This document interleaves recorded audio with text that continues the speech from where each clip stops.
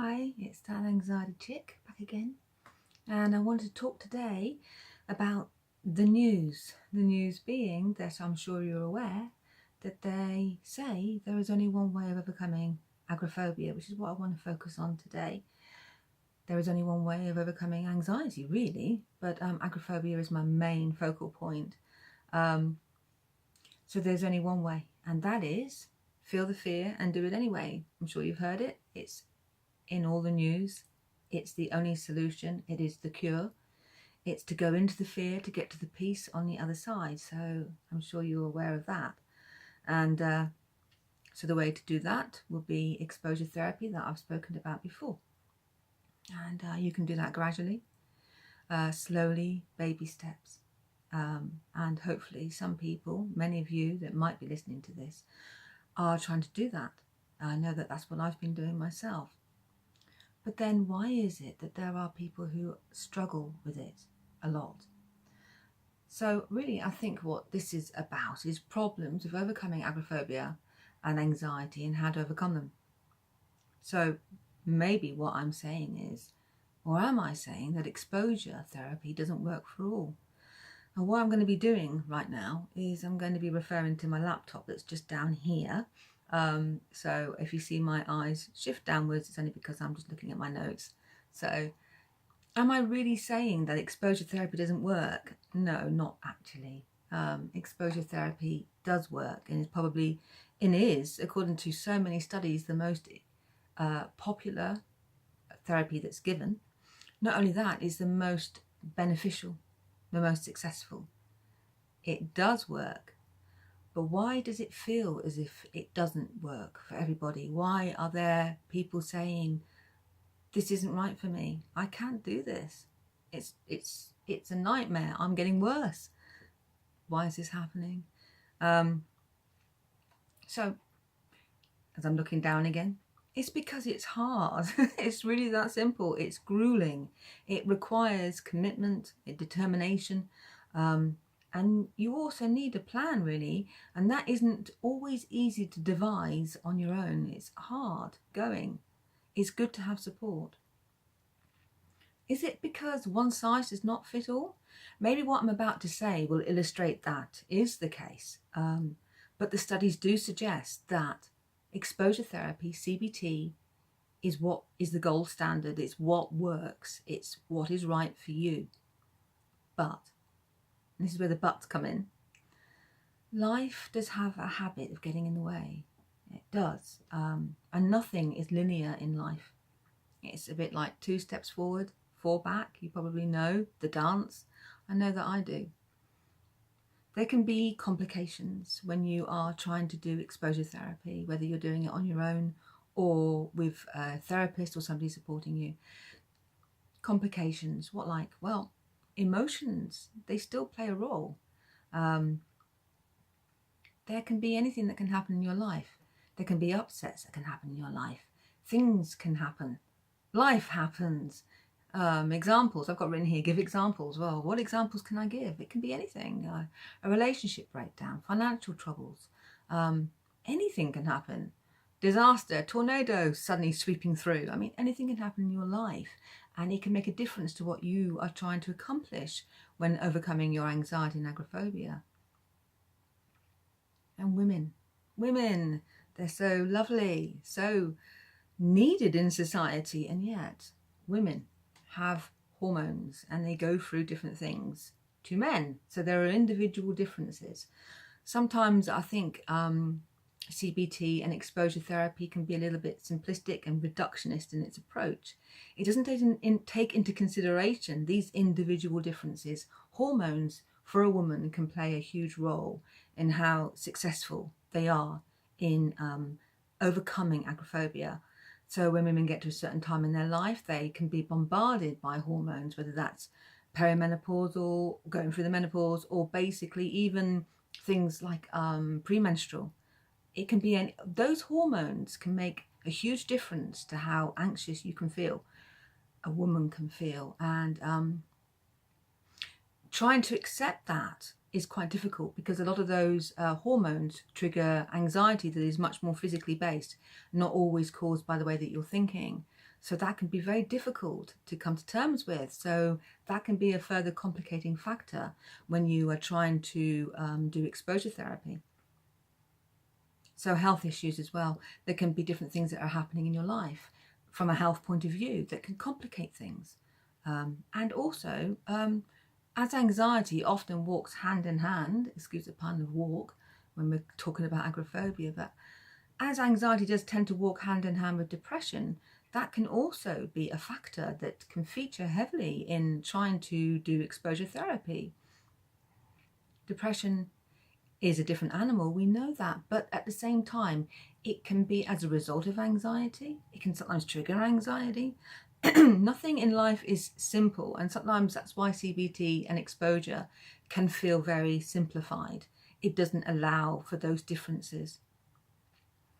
If you have suffered from trauma in life as well, that can also complicate matters. It can be a triggering factor. Life is not always easy.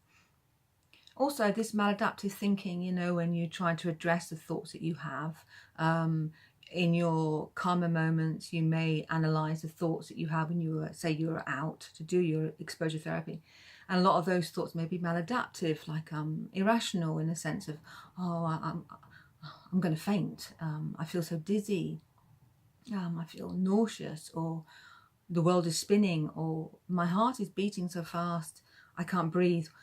Whatever these thoughts are that you then later on analyze, and you think to yourself, well, nothing happened, I was fine. You know, we all know that a panic attack can't hurt you. Yeah, that is what they say. But core beliefs that you may have inside of you, in your mind, are much harder to shift than maladaptive thinking. Those need to be analyzed sometimes and demystified almost, explored. And setbacks, they can occur, obviously. You know, suddenly a setback may not just be because you've gone out, you've done exposure, and you've had a horrendous panic attack. I don't really mean that, because if anything, a panic attack is an excellent way of learning that you are fine. There's nothing to fear. Go into it, feel the fear, do it anyway. We know the story. But setbacks can also happen when you've suddenly been exposed to a situation that's not on your hierarchy, and then it becomes like flooding. That can set you back. That can mess with your confidence. That's not an easy thing to overcome sometimes. Medication as well. Some people are on medication. They can have problems while on it through the side effects. They can have problems coming off it, withdrawing from it. So medication can be a further complicating factor when you're trying to do exposure therapy. And relationships, I did speak a little bit about relationships breaking down. You know, there can be people in your life that maybe shouldn't be in your life, that are causing you more harm, and you have them in your life maybe because you're isolated, lonely, whatever reasons, but those relationships can be toxic even, and can harm your self-esteem. All of these things can have an effect on your recovery, can have an effect on your motivation as well. Motivation is a very important factor in this. To be committed to something like exposure therapy, you need to be highly motivated.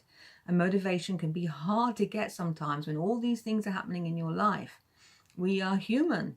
So I wanted to say a little bit about comorbidities as well. Often anxiety kind of can be not just with depression, it can be with any other, I'm going to say, mental health problem. You know, it's not always on its own.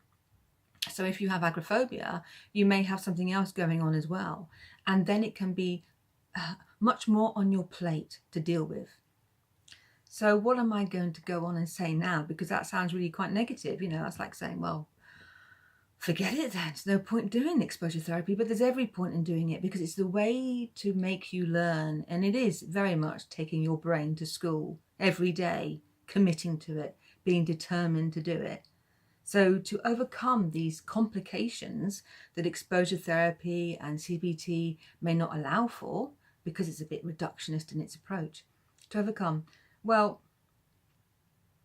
I think when practicing CBT, you still need perhaps to have worksheets sheets. Sorry, I'm having problems talking here. I'll put my teeth back in a minute. You might still need to have your worksheets to examine thoughts in your downtime. It is still very important to do that, to continue to do that, or maybe journaling as well. How you feel, your emotions, anything you want to write down, write them down. And even at home, still use floating in acceptance and allowing it to do its worst, so that you know that it won't fucking kill you. It won't. You will be fine. Allow it to do its worst. But while you're doing all of that, it is a good idea to write things down so you can look back on it, reflect on it. But allow time for yourself. Don't put a time limit on your work.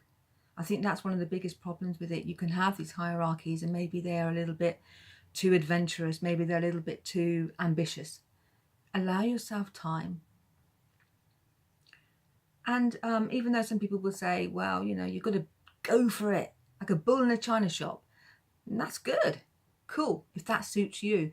But I think it's still important to have time to self-soothe and have compassion for yourself. If you want a day off on the sofa, then have it. You are entitled to it. You're working hard. And there's no reason why you should not have that. If you need a counsellor, a therapist, work through these problems with them. Talk to somebody. Don't be alone in all of this. Still read. Some people say, oh no, you should stop reading. Well, if all you're doing is reading, then obviously that's not a good plan. You're not going to overcome agoraphobia or anxiety by reading all the time. But there's no reason to stop reading. You can still read. You can still look for things. Just make sure that you are trying your best to do the exposure therapy to the best of your ability. So I said about confiding in friends, get more support. And don't feel bad when you do resist, when you do recoil, when it feels too much. Don't feel bad about that. You're not a failure. You've come much further now than you were before. So old habits are so hard to change. You are trying to create new neural pathways in your brain, and it takes time. If you think about when you learn to drive a car, you know, at first it's like, what the hell? I don't know what I'm doing. It's like so hard to do all these things at the same time. And then before you know it, at some point in your journey, excuse the pun, you suddenly can drive. You know, it's become automatic. You are able to just do this without thinking. And when you try to tell somebody else what you do, it's like, I'm not sure. I press this pedal and I do that and I do this. It's because it's become automatic, and that is where practice makes perfect comes into play in a great way. Learning to drive, the more you do it, the better you will get at it. But don't feel bad when you do resist. Don't feel bad when it doesn't work, when you find yourself going home because a panic attack has become overwhelming. Don't allow that to set you back, because old habits are really hard to change. And I should know, because I've had agoraphobia for more than 20 years, and that's a very long time. So I know that it's hard. It's really hard. So get someone to help you with your exposure plan. That's a really good plan, to get someone to help you with it. And get rid of toxic people in your life, if you can. I mean, I think that's really important. I've had toxic people in my life. Maybe I've attracted them to me. It could well be through my past. I think that's a very big possibility. If you can, try to get rid of them, even if it's a way of reducing your contact with them. Whatever you do, try and do that for yourself, because you deserve better. And really, I hate narcissists. I wish they'd all just jump off a fucking cliff. So don't just completely dismiss other therapies. I mean, I am a big advocate for CBT and exposure therapy. I believe in it. I believe it is the way, the only way. But don't totally just disregard other therapies like acceptance and commitment therapy, for example, or EMDR, or even, whoa, hypnotherapy. Don't just disregard them just because somebody says that won't work. I mean, don't write them off, but at the same time, don't keep seeking, don't keep looking. I mean, if you want to try it out, you know, but keep doing the exposure therapy. That would be my advice on that one. And I think this is a really important one, and that is, don't compare yourself to others. You are you, and they are who they are, and their history is very different to yours. Sometimes you might feel like a failure, they might feel like a failure, but you're not. You are not failing, you are moving forward. Don't compare yourself to other people's stories, they're not yours. And this is going to sound a little bit contradictory or hypocritical, I don't know.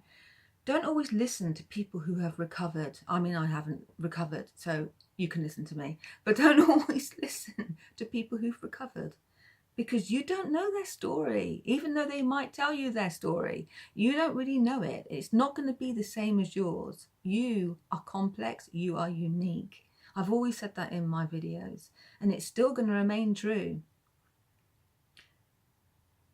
And also, they're not professionals. Well, none of us are really, are we? Well, I might have degrees and things, but it doesn't make me a total professional. So some people who've recovered that you see on YouTube and in Facebook groups and things like that, that they have recovered, but they're not professionals. They don't know everything. I don't know everything. They don't know everything. Not even professionals know everything, for God's sake. And often they get it wrong so much. So be independent of thought. Trust your own gut. It's really important to do that. And it's empowering to do that as well.